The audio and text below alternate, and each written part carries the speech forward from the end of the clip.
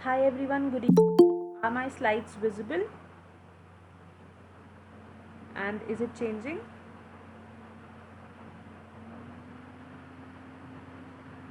Can anybody please let me know? Yes, ma'am. Yeah, okay, thank you. So we'll begin. So what we'll do is in the first part today, we'll go through a few questions that were discussed for week 1 and week 2, which were slightly different from the answers that are shared now on the website. And then what we're going to do is we're just going to have questions.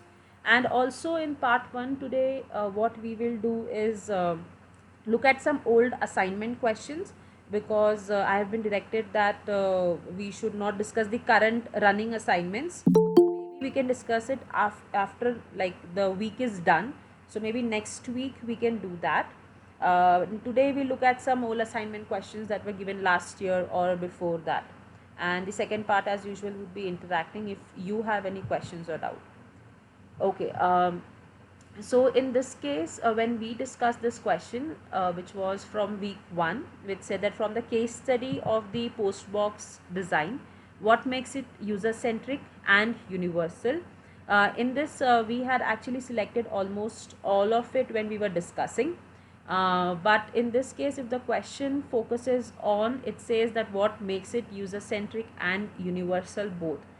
So in that case, only the last two options where it is universal, that it can be used anywhere with respect to the climate that it is installed in, and also user centric when it is focusing on what kind of different people are going to use it. So these two options are the apt one for that.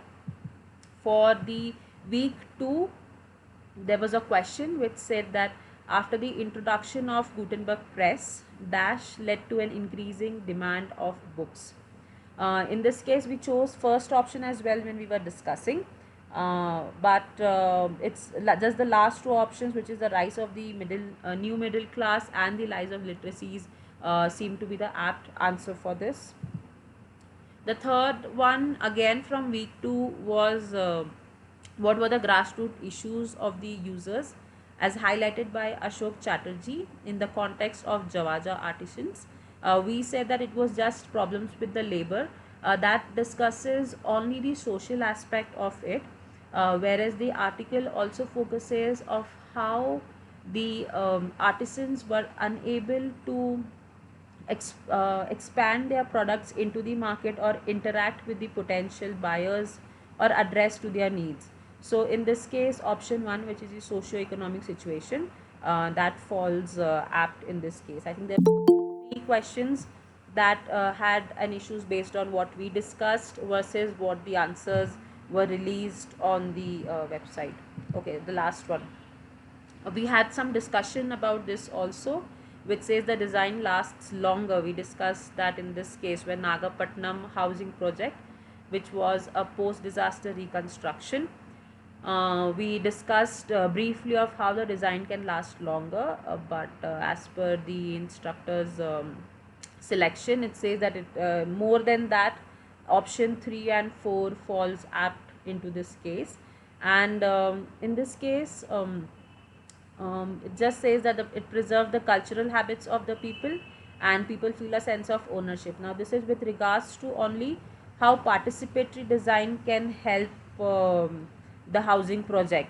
The design lasts longer can come under another heading for how participatory can help. I have a message, I can hear a beep, but maybe at the end we'll address to the questions. If I change the screen, then we'll lose this slide share. Okay, so today what we're going to do is to understand or to have a more interactive sessions, I've already made a poll questionnaire. So you all can copy this text. I've already put this in the chat box. You all can copy that and put it on your another tab. It will open like a poll thingy.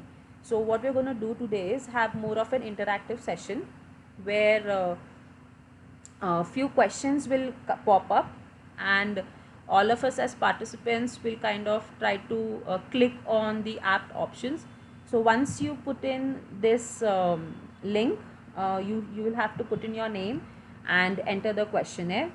We will go through the question one by one, and if somebody has a problem with the question, we can just discuss it simultaneously. So there will be no name display to the answers that you choose.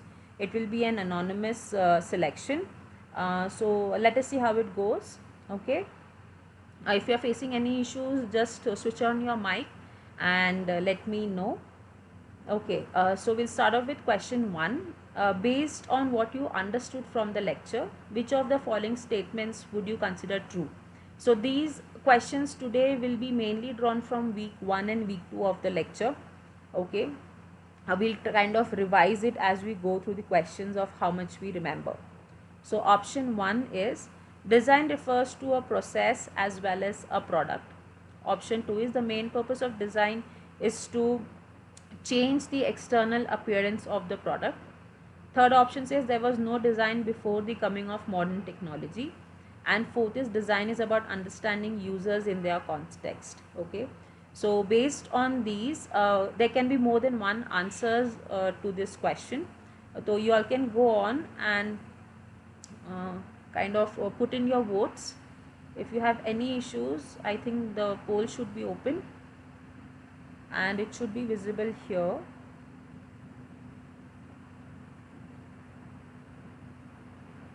Are you all able to open the link? Is there any issue with the link? Just give me a yes or a no by switching on your mic, please.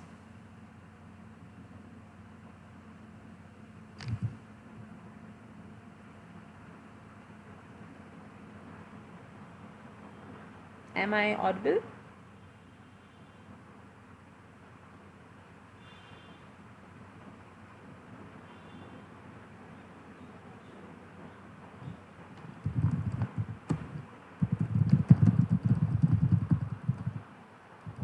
Ma'am, can you show the link once again? Yes, please.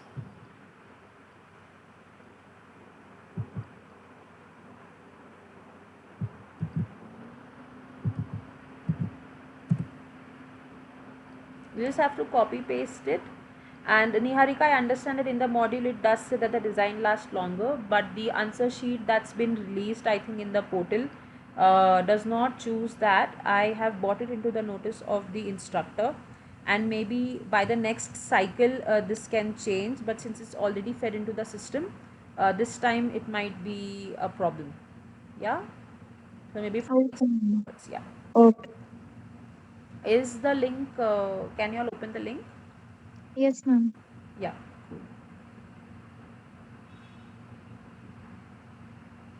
But are you able to put in the responses?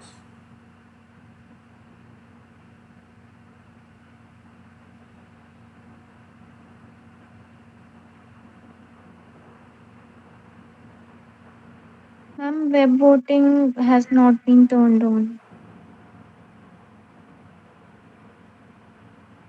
Now,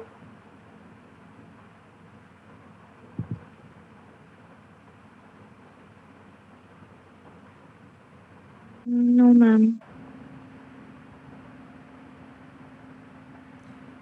anyways, I think if we are just few of us here, do you all want to kind of discuss it one by one of what you all think about it? I think to be more interactive, the link isn't working, which it should.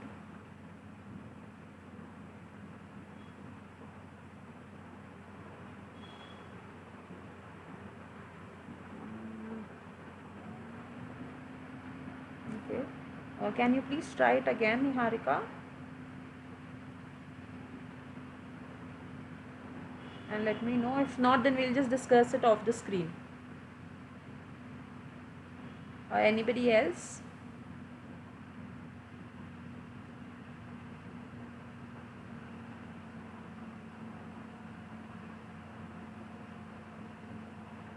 Is it open now? No, ma'am.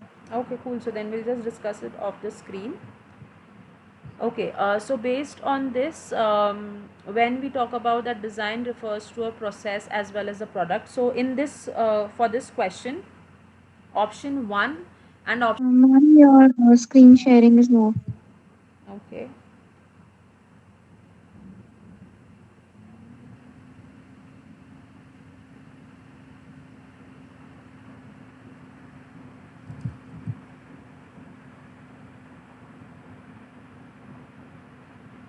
okay.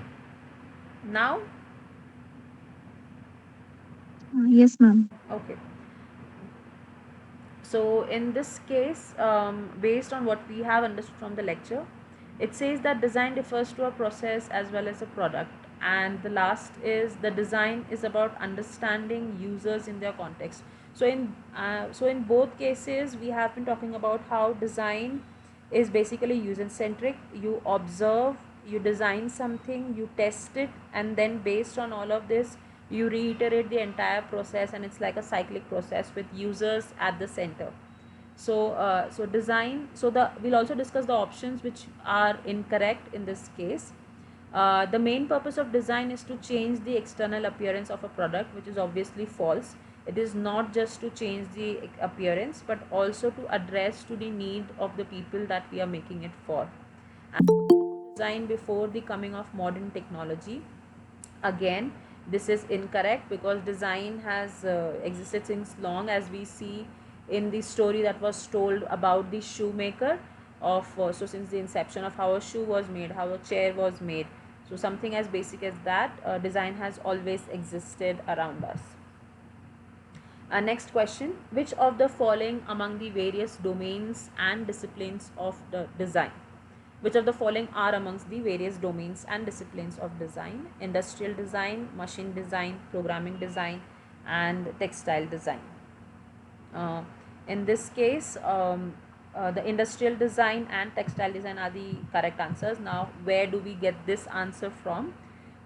In the first lecture, I believe, of week 1 module, we had these categorizations where we said that design broadly falls into three criteria. One is communication design, industrial design, and textile design. And within these three broad heads, we have further options of how design can be done. So under communication, it can be film and video design, exhibition design, animation design, interaction design, and graphic design, which includes illustration, publication, and typography. Under the head of industrial design, we can have furniture and interior design, toy and game design, product design, ceramics design, transport and mobility design. And under the head of textile, we have apparel design, lifestyle and accessories. So this question derives from the directly from the course content, and the answer for this question is industrial design and textile design. Moving on to the next one. So according to the storyteller, going back to the storyteller, which is lecture 2 of module 1, the designer questions the world whether this is true or false. I think even in a lot of lectures in module 1, Neena ma'am also ends the lecture saying that as a designer, we should question the world, we should question what is required, what is needed. So this is a no brainer question, that yes, it is true that a designer should question the world to understand the needs. Okay. Now talking about ergonomics, there are few terminologies that are discussed: ergonomics, bionics, uh, anthropology, so and anthropometric.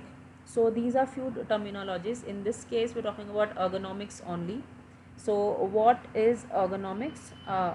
Whether it is varied human dimensions, it is varied human emotions, varied preferences, and varied human thinking. So this case, ergonomics is sorry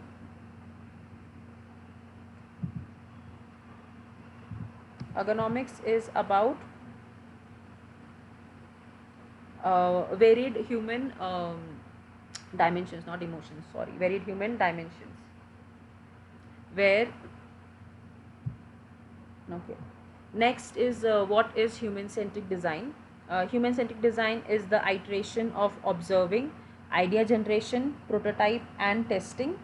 Or second, it is generation, observing, prototype or testing. So to just answer this question, we'll refer to this diagram where human centric design is first starts with observation, goes to idea generation, forwards to prototyping and testing. So now if we see this sequence here, we know that first it's observation, idea generation, testing, prototyping and testing. So in this case, we have option 1 as the right answer for this. Next, according to the expert, uh, which is Mr. Norman, a well-designed object is one who uses what, okay, whose need not be explained to the user, is repeatedly explained to the user, need not be explained to the user a second time, or is already known to the user. So, a well designed object is ideally one where the need is not to be explained to the user at all. That's a well designed object. Where Mr. Norman also says that it can also happen that maybe a person needs to be instructed for the first time, but after that the user should be like, oh, so this is how you do it, and then next time does not need any guidance or help to do the same. So a well-designed object is where the need not be explained to the user in the first case. Okay. With respect to the lathis that were made for the constables by IIT Bombay, what was the user context that had to be understood with respect to the police constables? So, one, they had to stand for period of long duration and needed support for their legs and back. Second, they could leave their site of duty and rest for a while. The cost of seat props for the lathi had to be affordable for the constables, or the stick had to blend with their uniforms.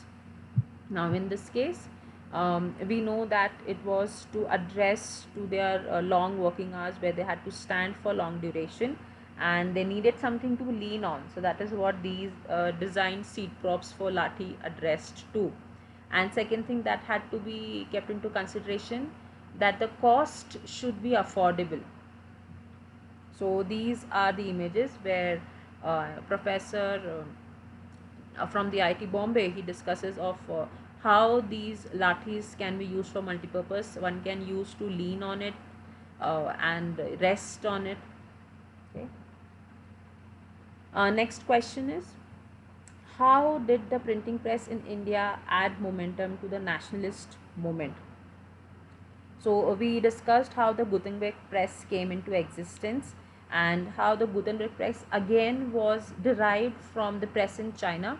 And when this travelers came back from China, and after 400 years, the ink press came into play and it was brought into India during the colonial period. And though the intention of getting the press and the printing press to India was something different, but uh, for the moment, seeing at the need of the moment, it also played a big part in the national movement. And so this question asks about that, how did this printing press in India add momentum to the nationalist movement? The answers are, many newspapers, journals, and political pamphlets could be printed. One, second, the rapid growth of the printing industry generated many opportunities. Third, the availability of printed material created a shared desire for freedom from colonial rule. And fourth, the coming of the printing press led to the greater literacy among masses. So in this case, we know that the printing press helped a lot of information uh, be communicated and circulated in newspapers, journals, and political pamphlets. So this is how the information was propagated throughout the country. And also the availability of the printing material created a shared desire for freedom from colonial rule. Okay. And next is, I think it is week 2, towards the end of the module week 2, we had this concept of where a citizen realizes that, in cities, in urban cities, how wet waste gets dumped every day, and why not utilize this dump to create compost using terracotta pots. So daily dump helps household to get rid of dustbins. Okay, so it does not help households to get rid of dustbins in this case. It helps us recycle our wet waste and make it into compost. So this, I'll just show you. So this was the reference how you change the layers of this compost from one to other based on the degradation level that they have. Okay, this is from last week's question. How many years can the Living Roots bridge last? Okay, in the in the options that we have here, 200, 500, 300 and 150, we know that living root bridges last for a minimum of 500 and at least can last for more than that. So in this case, 500 is the correct option for that. Now for this week's module, what we're going to do is we are just going to run through, say, a few reference section articles or videos that are given. We will first start off with a video in which the designer Tim Brown talks about how can one solve a problem like a designer. And we said that this week's module basically talks about mass production of how things can be produced. Is my Chrome screen visible, or am I still on PowerPoint? Ma'am, still on PowerPoint. Still on PowerPoint, ma'am.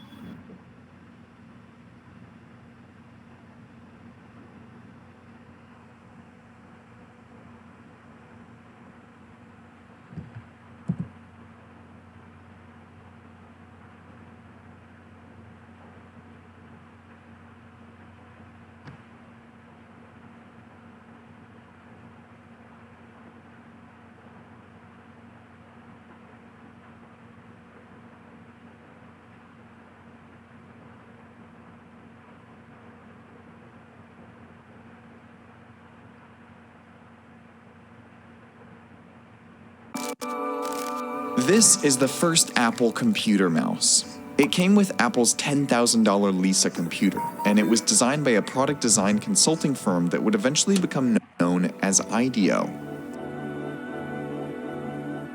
The assignment was straightforward. They had to take the computer mouse, a $400 device at the time, and bring it down to under $35, and make it mass producible and reliable. And above all, it needed to be simple. We control Lisa by pointing to these images on the screen with this unique item called a mouse. Fast forward about 30 years, and IDEO doesn't really create products anymore. They've transitioned to designing networks and experiences, things like Los Angeles' voting system and the Red Cross's method for finding donors, even entire schools. So what does making a computer mouse have to do with creating a school system from scratch? It turns out, quite a lot.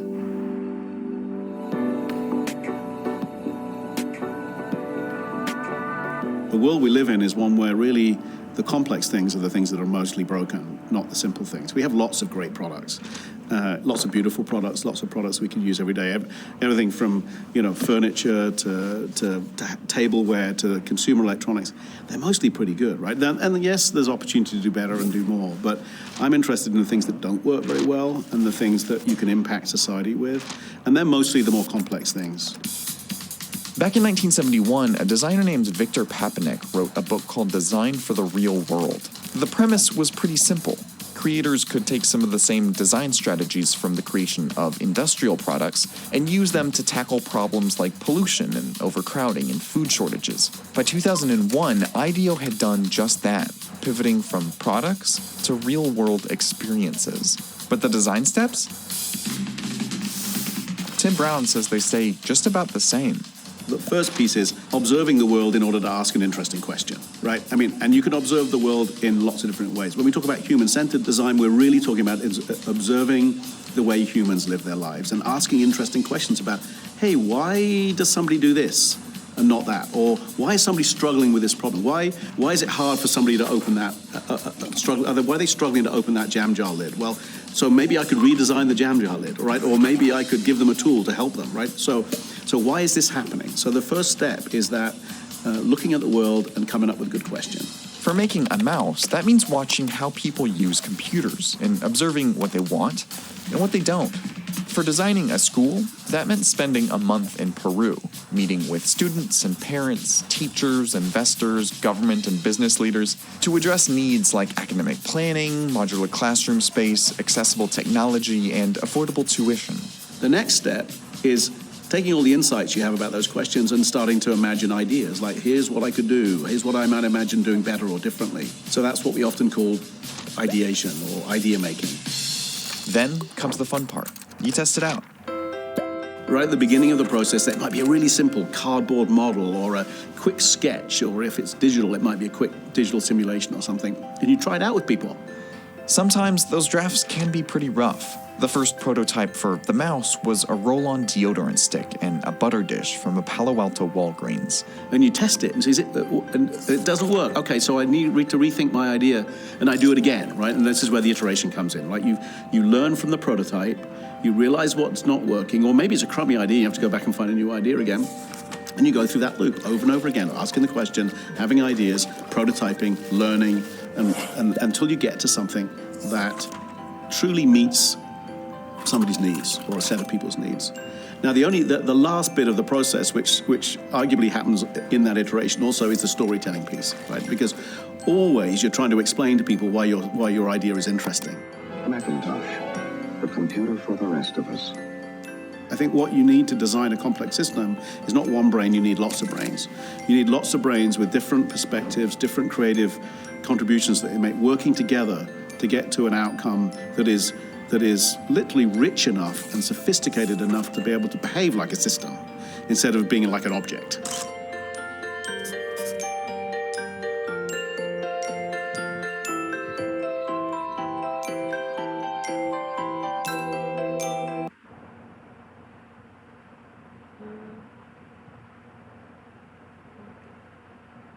So I'll just open the flow for discussion and then we'll move on to the next video. What are your thoughts on like what is a design process? Because I remember in the first lecture there was somebody who was an automobile designer. I forget the name, but he was asking about the question that how does one use the display in the car. He was basically trying to design that, and he said that all of them had the same response, and we further discussed of how we can focus on how can we group these observants. We can either group them with respect to their gender or with respect to their age. So if any of you want to share of how you are kind of maybe designing for something or maybe observing something which you think can be a better option, do you all want to open up and maybe discuss some of your ideas or some of your work, some of the questions that you have? Or maybe what is user-centric, something that you have used and find an issue again and again. If you can come up with a question, anything of that sort.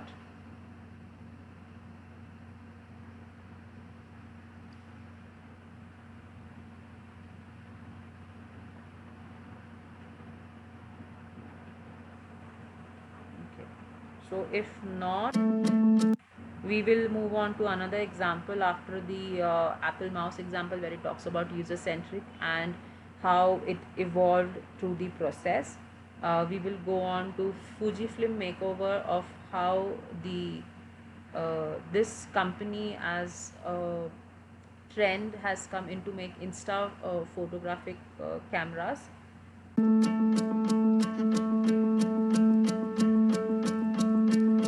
だからもうそれはなってでその先10年7年8年10年このぐらいどうなるかって言ったらもうほとんどもうないだろう。でこれ大変なことだと。でどうするかと。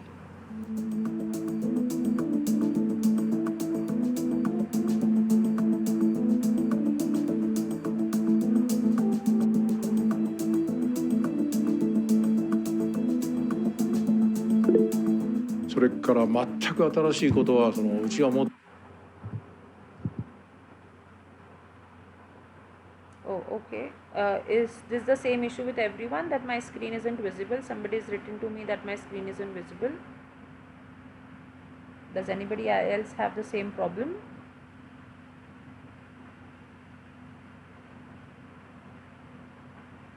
Can somebody respond? Okay. Okay, both of you are saying. Yes, ma'am. Your screen is not visible.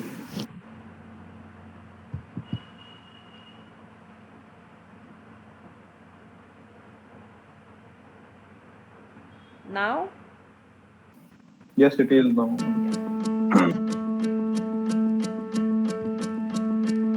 だからもうそれはなってでその先10年7年8年10年このぐらいどうなるかって言ったらもうほとんどもうないだろうでこれ大変なことだとでどうするかと。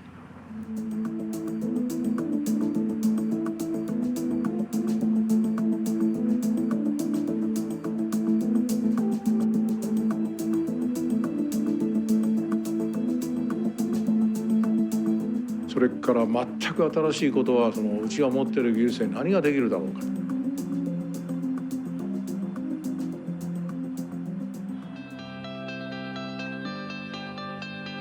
It is a rather striking realization that the same chemicals, same processes that help prevent fading of colors in photography also apply to skin and helps prevent skin from sagging and fading.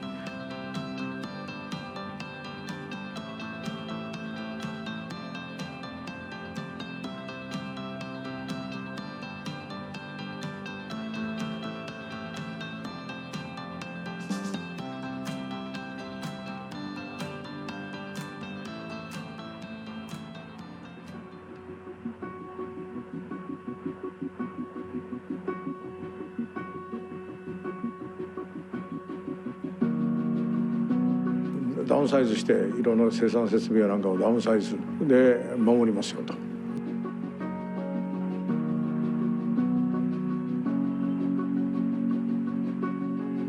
そういうふうにデジタルばっかりじゃないアナログの良さもあるよってまた戻ってきてる動きもあるそういう動きもあるんだけども我々はそういう意味で写真文化そのものを支え続けますと。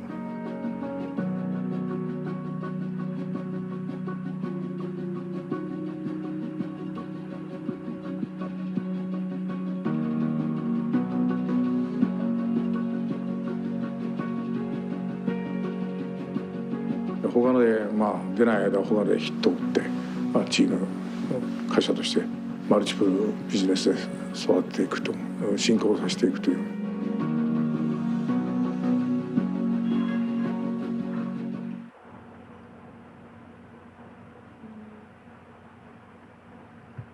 Okay, so with this example, we see that how Fujifilm diversified its production from just only making cameras to then diversifying into different fields to keep up their revenue. So basically, as we said, that design is that human-centric iterative process. So after finding the decline in the photographic industry, they kind of shifted to other industries which might so they identified a problem which was good enough to address and tackle.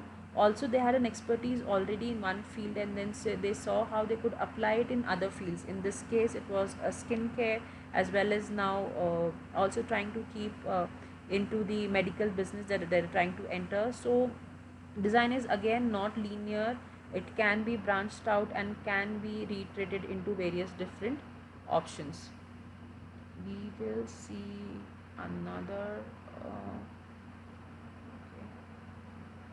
okay. Now we'll see another video which is by Matt Ridley, where he says that throughout the existence of humankind, ideas have always interacted with each other and come out to what we have around us.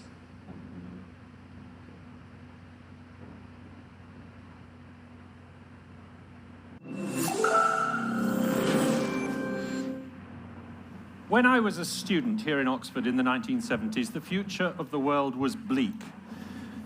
The population explosion was unstoppable. Global famine was inevitable. A cancer epidemic caused by chemicals in the environment was going to shorten our lives. The acid rain was falling on the forests. The desert was advancing by a mile or two a year. The oil was running out, and a nuclear winter would finish us off. None of those things happened. And astonishingly, if you look at what actually happened, in my lifetime, the average per capita income of the average person on the planet, in real terms, adjusted for inflation, has trebled. Lifespan is up by 30% in my lifetime. Child mortality is down by 2/3. Per capita food production is up by 1/3. And all this at a time when the population has doubled. How did we achieve that? Whether you think it's a good thing or not, how did we achieve that? How did we become the only species that becomes more prosperous as it becomes more populous? The size of the blob in this graph represents the size of the population, and the level of the graph represents GDP per capita. I think to answer that question, you need to understand how human beings bring together their brains and enable their ideas to combine and recombine, to meet and indeed to mate. In other words, you need to understand how ideas have sex. I want you to imagine how we got from making objects like this to making objects like this. These are both real objects. One is an Ashwalian hand axe from 500,000 years ago of the kind made by Homo erectus. The other is obviously a computer mouse. They're both exactly the same size and shape to an uncanny degree. I've tried to work out which is bigger, and they're not. And it's almost impossible. And that's because they're both designed to fit the human hand. They're both technologies. In the end, their similarity is not that interesting. It just tells you they were both designed to fit the human hand. The differences are what interest me, because the one on the left was made to a pretty unvarying design for about 1 million years, from 1.5 million years ago to 500,000 years ago. Homo erectus made the same tool for 30,000 generations. Of course, there were a few changes, but tools changed slower than skeletons in those days. There was no progress, no innovation. It's an extraordinary phenomenon, but it's true, whereas the object on the right is obsolete after 5 years. And there's another difference too, which is the object on the left is made from one substance. The object on the right is made from a confection of different substances, from silicon and metal and plastic and so on. And more than that, it's a confection of different ideas. The idea of plastic, the idea of a laser, the idea of transistors, they've all been combined together in this technology. And it's this combination, this cumulative technology that intrigues me, because I think it's the secret to understanding what's happening in the world. My body's an accumulation of ideas too. The idea of skin cells, the idea of brain cells, the idea of liver cells, they've come together. How does evolution do cumulative combinatorial things? Well, it uses sexual reproduction. In an asexual species, if you get 2 different mutations in different creatures, a green one and a red one, then one has to be better than the other, one goes extinct for the other to survive. But if you have a sexual species, then it's possible for an individual to inherit both mutations from different lineages. So what sex does is it enables the individual to draw upon the genetic innovations of the whole species. It's not confined to its own lineage. What's the process that's having the same effect in cultural evolution as sex is having in biological evolution? And I think the answer is exchange. The habit of exchanging one thing for another. It's a unique human feature. No other animal does it. You can teach them in the laboratory to do a little bit of exchange, and indeed there's reciprocity in other animals, but the exchange of one object for another never happens. As Adam Smith said, no man ever saw a dog make a fair exchange of a bone with another dog.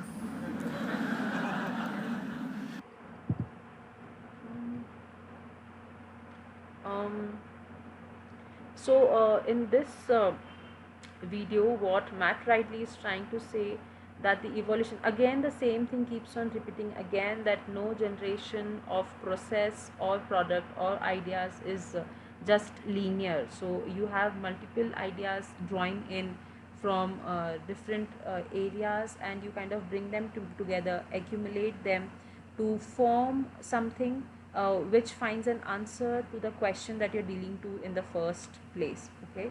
I'll just, it's a long video, it's a 16-minute long video, and I don't want to take away all the time by just sharing the video. So it's there in the reference section as well. but if it interests you, I've also shared it in the comment section. You can take the link from there. Now we have around say 15 minutes or so. Did you all get answers to the questions for assignment 1 and assignment 2? If you all have any ideas, some questions that you got wrong and you feel that maybe this is how I thought it should be, but this is not the solution to it. So does anybody has any experience like that and wants to discuss that part, or you want to continue watching the video? We can do either. Just let me know, because I just don't want to just show the video the entire length. You want some discussion to the questions that you got wrong in assignment 1 or 2?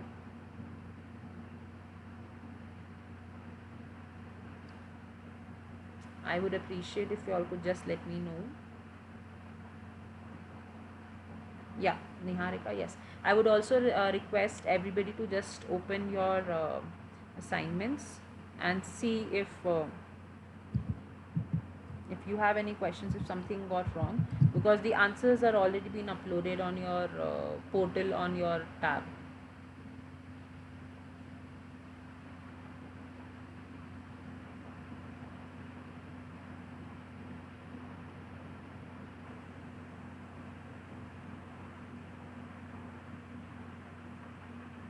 Anybody else has any questions of the videos that they have watched for this week, last week, questions that they did not understand? Prince, Sayuj, Vandana, Simran, Maheshwari, how do you pronounce that? It's a big name. Subin, Gurinder. Hi ma'am, good evening. Yeah, Ma'am, I would like to discuss about the project in the last week. Yes, Do you have any what is the format of the project and how it will be? that will come in the last week. Okay. That's what you're asking, right? Yes, yes. No, once the weeks come in, it will be shared with you. So next week it will be shared with you in detail.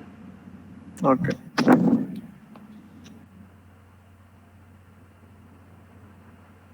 Other than that, anything that has happened so far till now, that you had any questions or doubts, or any thought that evoked that ऐसा क्यों है, क्या है?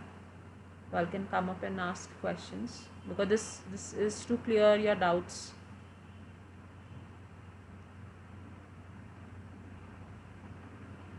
Niharika, are you able to find the question 9 of assignment 2, which says design law? Yeah, but we already discussed, yes, because there were 3 questions which did not go in line to what we had discussed versus the answer sheet that's been solved. Yeah, other than that, Niharika, everything else looks good for you. For others as well, I would really nudge you to because sometimes we get the answers wrong and we do not know why it is wrong. So I would really, so what we are going to do is, because we cannot discuss the live questions which are there, we will be discussing this week's questions next week, so that when the answers have come in, you would also know what went right or wrong, because this was in a way me giving out kind of answers before the deadline of the questionnaires went out. So anybody else, any questions or any discussions? Cool. So if not, we can wrap up the session for today, and next week we'll be discussing this week's questionnaire, and we'll be discussing, like Prince said, the assignment that's going to be given, and we will also go through the reference section. So next week will be a kind of, yes, next Saturday we'll have one more session. Yes, after that, no. So the course ends, like the date ends on Friday, I believe, but yes, Saturday we will have one more. Yeah, so any questions that come up to you, again, discussion forum is one way to reach out throughout the week if you wish to put in some questions, or if there's anything that you want to pass on to the course faculty, if you have any suggestions, doubts, or something that can be worked on, even that you can share here. That's the whole point of the live session. If you have nothing for now, I think we can wrap up for the day and meet next week. Yep, so that's it. Thank you. See you all next week. Thank you. You too.